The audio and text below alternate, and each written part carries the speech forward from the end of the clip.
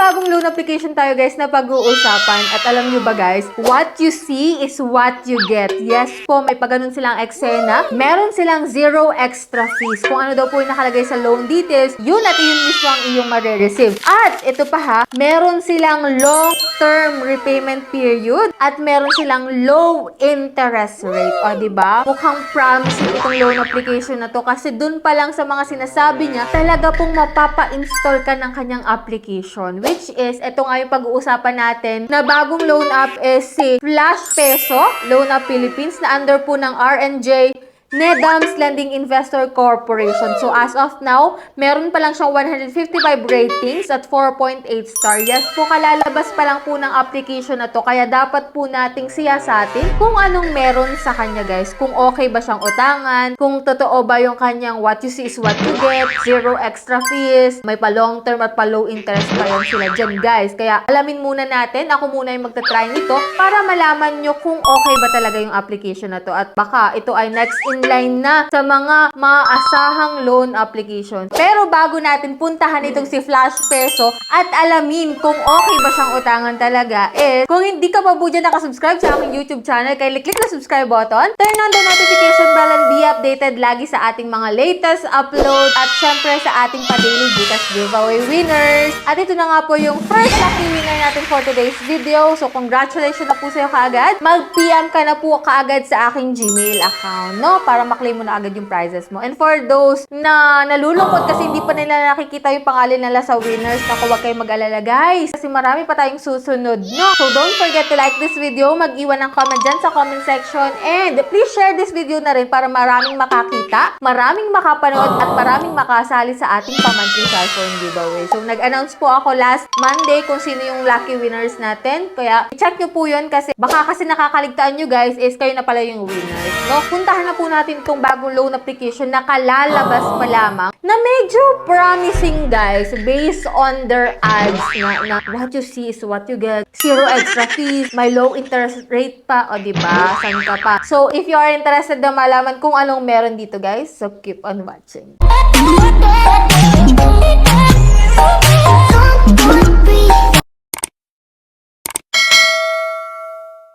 So, disclaimer na guys, hindi po tayo agent or promoter ng bagong loan application na to. So, sa katunayan nga po, now pa lang natin siya ititry para malaman natin kung legit yung app at kung okay siyang utangan guys. At kung totoo yung mga pa what you see, what you get pa niya dyan sa kanyang ads guys. Anyways, sa mga nagtatanong dyan kung saan siya pwedeng ma-download, ito po ay available lamang po sa App Store. At ito nga po guys, no, so access loans up to 50,000 pesos. Yan yung nakalagay sa ads niya. So ito nga, what you see is what you get. Zero extra fees. Alamin natin kung legit yan. Long term and low interest rate available. And yan, on-time repayment equals more borrowing power. O diba, medyo promising talaga yung mga ads niya. At mapapaklik ka talaga ng install dito guys. So ako, in-applyan ko siya para sa inyo para masilip naman natin itong loan application na to guys. At ito nga po. So dito guys, sa pa-welcome remarks niya sa atin guys, 20,000 po yung offer niya, which is good, ha? Kasi, una pa lang, alam mo na parang mukhang legit, ha? So, ito nga, SEC registered daw. So, under siya ng Fintech Philippines anyway. Check natin yung get my limit. And ito po yung mga fill upan mo dito, guys. Basic information. Sa income information po, no need na po dito ng payslip, no? And dito, guys, sa document information, ito po yung mga valid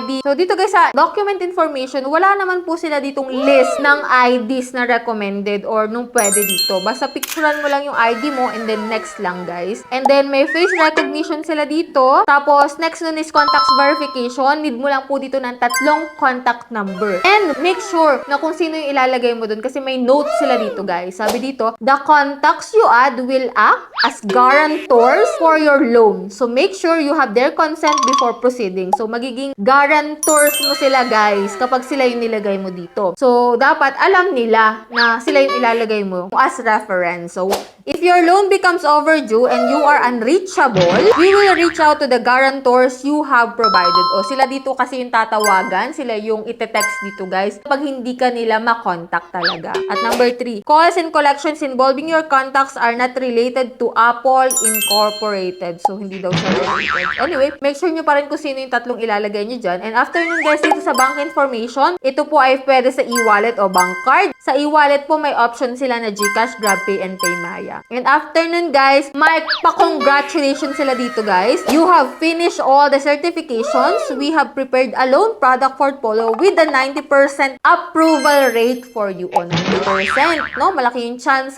na pwede tayong ma-approve talaga dito kay Flash Peso. Pero check natin guys. So, click ko yung apply now. And dito guys sa my limit, medyo naliitin lang ako guys. Kasi bilang first timer na naka-experience na rin sa first time na may mga nag-o-offer sa akin ng malalaking loan amount, ito is medyo mababa. Kasi from 1,000 to 1,500 po yung offer niya sa akin. Click ko tong 1,000 at hindi pa natin siya buong marireceive guys. Yung 1,000 po may ibabawas doon na 380 na service fee. So after 120 days daw, magbabayad ka po sa kanila ng 1,000 pesos. Kahit 620 na lang po yung marireceive mo sa 1,000 pesos. So, may 2 terms sila dito guys. Pero, sa unang repayment mo, magbabayad ka po ng buo, which is 1,000 na. So, suma total guys, ito po ay 7 days to pay lamang. Kaya, ingat rin po kayo sa mga 7 days to pay na loan application kasi nga, bukod dun sa medyo mataas yung service fee, kahit pa sabihin na walang interest, dun sila sa service fee babawi. So, yan, under review yung aking application. At nung binalkan ko siya guys, kung makikita mo dito na your order is under review, pero dito sa baba guys na unfortunately, no matching loan products are available for you.